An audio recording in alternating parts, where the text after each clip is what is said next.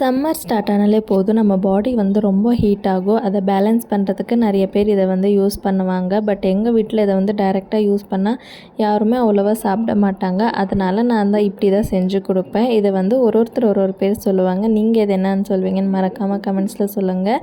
So பாதாம் பிசன், almond come இல்லைனா கோந்து கட்டிரான்னு சொல்லுவாங்க.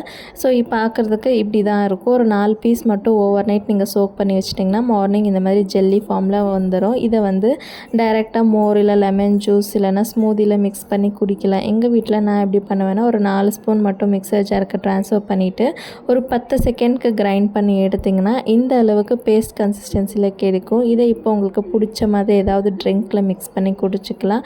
நான் வந்து இன்றைக்கி மோர் அண்ட் லெமன் ஜூஸில் மிக்ஸ் பண்ணி காமிக்க போகிறேன். ஸோ இதை தான் குடிக்கிறீங்கன்னு டேஸ்ட்டே தெரியாது, அவ்வளோ சூப்பராக இருக்கும். கண்டிப்பாக ட்ரை பண்ணிவிட்டு எப்படி வந்துச்சுன்னு கமெண்ட்ஸில் சொல்லுங்கள். வீடியோ பிடிச்சா லைக் பண்ணிக்கோங்க. டேக் கேர், பாய்.